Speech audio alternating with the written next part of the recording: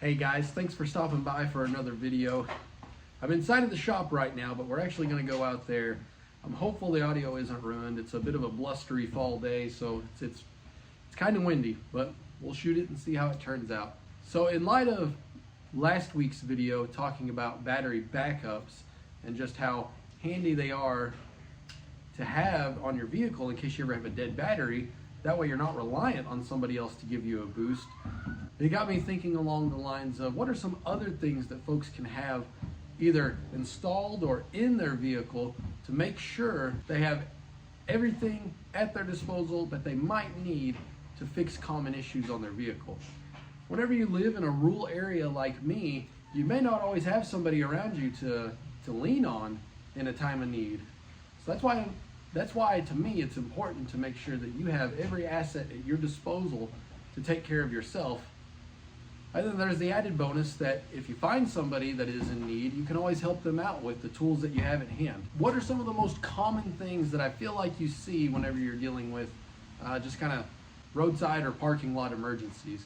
Well, number one, I'd say it seems like dead batteries, they just get zapped this time of year with cooler weather. So that's why it's good to have that jump pack.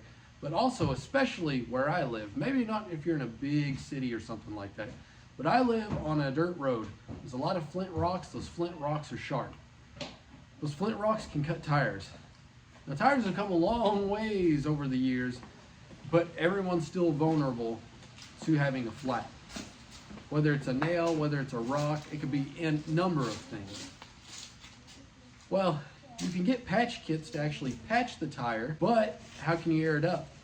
Well, that's what we're going to talk about today. So let's move on over to my Silverado. Let's pop the hood and take a look. All right, hopefully the wind doesn't kill the audio here. Let's pop this hood, and you know what? You guys can't even see it right there. Let me move you around. So what you guys are looking at here is my onboard air compressor. So this is the second auxiliary battery tray in my 2014 Silverado. It's just right on the driver's side. Here's the fluid reservoir right here. And this is an onboard air compressor. To be honest, I'd never even known about these until about a year ago whenever I decided to install it, test it, run it, and see if it works, and it works really good. So this is an ARB style air compressor here. Boy, you didn't think you needed that until now, did you? Well, with this thing right here, you can air a 35-inch tire up within 2 minutes. And it can do, I think, 4 tires in a cycle before it needs to take a break. And let me tell you, it'll do it. It'll do it. So the nice thing about this is with the wiring harness that it comes with, you can pretty well, I need to do some tidying up here still. I've hid some of it away, but you can shorten it to length as you like. And you can run it through your other harness and make it look fairly factory. So the way I have mine wired up, and there's many configurations that you can do, but I have it to where the key has to be cycled into the on position before this thing will work. Because I don't want it to constantly be compressing air, releasing it, and killing my battery. So you can see the switch right here. Even if I turn that on, it doesn't turn it on. The key has to be on in the truck before it'll actually air up. So let me show you that. Okay, so now the key's on in the truck. Ready for me to hit the switch? It's aired up, ready to go. As you can see here, I've got a nice little chuck. It's got this is actually a pretty smart piece right here. So bring it around to this side. So this chuck is a quick release. So whenever whoops, lost a little air there. Once I put my actual air chuck in here, this will actually snap down on itself and clamp down. So let me show you the other piece of the pie that you need here. Okay, so if we come back around to the back of the truck. Now ARB has an actual, oh gosh, it may be both seats here. Ugh. Where are you hiding in here? Ah, here we go. So this is an aftermarket kit here, but ARB makes a really, really solid one. But you can see here, we've got some, hose here. I've got an air chuck in here for some reason, and then I've got just a little quick attach adapter that you can bite down on a tire and air it up. So let me show you how this works. I'd recommend getting about 20 foot of air hose that is rated for heat.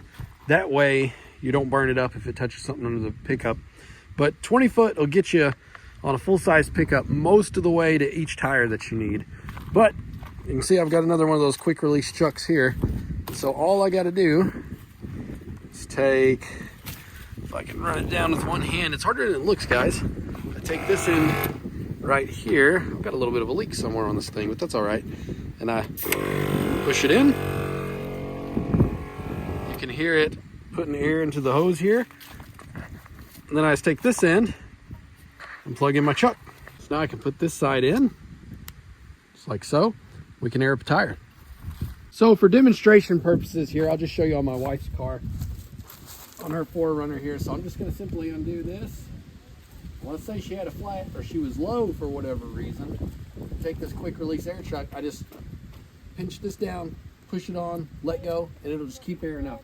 Okay, so I just push it down, set it on. Now, but you guys can hear the compressor, and I can hear air going in the tire. And then you just monitor it, you can check it and see what it is at every once in a while, and then just take it off whenever you're done. And once it's replenished that air, you're good. Like I said, this can air up a 35-inch tire from flat in 2 minutes, and it can do that 4 times before it needs to take a break. It's pretty good.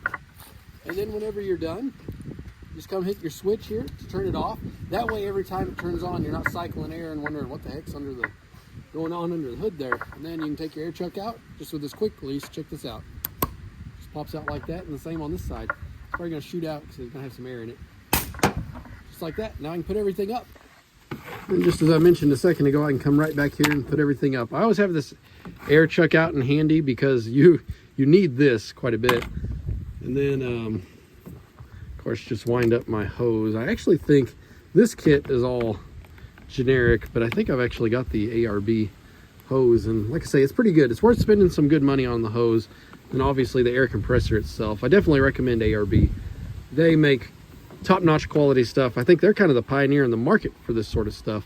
Then once I'm done with it all, set it in here, close it up.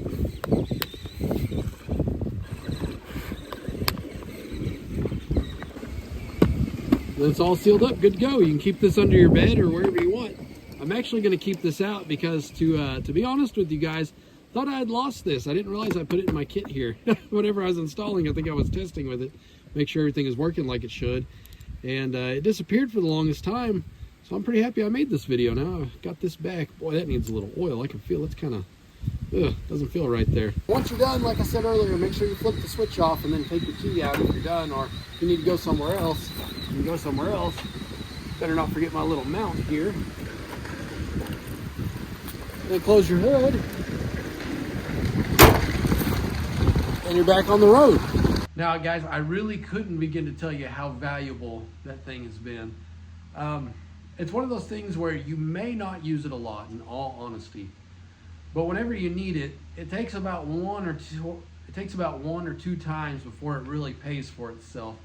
I mean, if you had a slow leak and you just need to get enough air in it to get home, if it's 10 o'clock at night, it's raining, it's cold, wouldn't you much rather just air it up with that thing right there than try to get your spare down and try to change your spare? Or even if it is nasty weather, if you've got a tire repair kit, you could just repair the tire. This is something else I recommend keeping with it. Now, this is just a cheap one here. I've got a better one that I'll do a video on at some point. But this is simply just a tire plug kit. I know a lot of people are gonna say you need to patch your tires. That's probably the right answer. I'll tell you, Dad got me started on these at a young age. Him and I have run many a plugs without getting anything patched, and they work just fine. But yeah, tire plug looks just something like this. You got a little, I guess you would call this like a reamer right here, where if you had a hole or a nail or something, you could kind of pull it out with this. Probably pliers you'd want to use. This is to ream out the hole, make it a little bit bigger to fit the actual plug. So these are the plugs. They're just these kind of tarry, rubbery things that you feed through this little eyelet here, and then you feed about halfway through, and then you just push it into the tire, give it a little twist, and then pull it out. And that plug will stay in there and then it'll leave you air in there. And of course I have a little gauge here too, that way I can measure how much air is actually in the tire. So they make better kits than this one. This is just a Walmart cheapo, but hey, it'll get you by. It'll get you by. So if you have this, an onboard air compressor, you can fix a tire on the side of the road if you can find that hole. And it doesn't take all that long once you get good at it. And I hate to say it, but I feel like I've gotten pretty good at it. For the longest time growing up, I had a 2000 Chevy S10 that had street tires on it whenever I very first got it. Oh, they were maybe a 4-ply. They were some cheap tires. And oh my goodness, the amount of flats that I had on that thing. And then shortly after that, I had a little Honda Civic that I drove up and down the dirt road going to mom and dad's, because that's where I lived at the time. And boy, I got some flats on that thing too. So, you know, it was inconvenient at the time, but I can tell you, I know how to plug a tire now and how to find a flat. So I am thankful for that. It's definitely a good skill set to have. And guys, even if it's not your vehicle that's having this trouble, wouldn't it be nice to have this set up? If someone in your family or someone that you care about had a flat, you could help them out in a pinch. And if you've got this stuff in your vehicle, it's just a matter of getting in the vehicle and going. You don't have to load up a bulky air compressor, even if it's cheap, even if it's a pancake compressor or something like that. You literally grab your key and go. You've got all this equipment in there ready for you whenever you need it. And it's always in there for a time of an emergency. Have you guys looked at what it costs to tow a vehicle somewhere because of a flat, or the amount of time it takes to jack a vehicle up and take the tire off, and to make sure that you're doing that safely and not to harm yourself? This is just the way to go in my opinion. And on top of that, you may be tempted by some of those cheaper 12-volt cigarette port compressors. Yeah, they work, but you're going to be there for quite a while to air a tire up, especially on a pickup truck. It might work for a small compact car, but a pickup truck, like I said, 2 minutes for a 35-inch tire, that's about as fast as a compressor itself. So those little 12-volt port ones, you're going to be there a while. So just keep that in mind too. Guys, I hope you enjoyed this video. I really enjoyed installing that. I wish I had shot a better video on it. I had a little bit of complications on the way just because I'm not a good electrician, so to speak, and had to find a place to tap that in. But if anybody's curious about how that setup is, let me know and I can do a video showing you kind of how everything's wired up and how it works. But I've really enjoyed having it. I put this on over a year ago. At this point, it's been right about a year ago, and it's worked flawless. Like I say, I try to shy away from any more installing something, doing a video on it, ranting and raving about how great it is, because I want things to stand the test of time. And this compressor is something that stood the test of time. So guys, if you appreciate this video, I am going to leave some affiliate links below, both for a tire repair kit I'd recommend, as well as the onboard air compressor that I have. If you guys do buy from those links, it does help support the channel monetarily, so I can keep content like this coming out. It is much appreciated. I'll leave a link both for the single and the dual. So the single is what I have. The advantage of the dual is it's a bit bigger. It has 2 cylinders in there, I guess you might say, and it just allows you to air up tires a bit quicker. So another scenario where this would be good is if it had snowed and you wanted to air down a little bit to get better traction, or maybe you just were somewhere in some mud or something where you needed better traction, you could air down and you could air right back up. That's really what this is designed in mind for. It's just a side benefit that you can repair a tire with it. But the single compressor is going to take a little bit longer to air up, where the dual will air up much faster. But since this isn't something that I use all the time, 2 minutes is plenty fine for me. I mean, I can do all of these tires from zero in 8 minutes. I mean, 10 minutes by the time I swap it around, let's say. So that's sufficient for me. But you know, if you were a rock crawler or constantly finding yourself in sketchy situations where you needed that, you might look at the dual. But guys, that's it for this video. Any questions, leave them below. Comments are appreciated as well. It helps the algorithm to get this video more views, which is always appreciated, and help the channel grow. Well, that's all I had for you. All right, until next time, take care.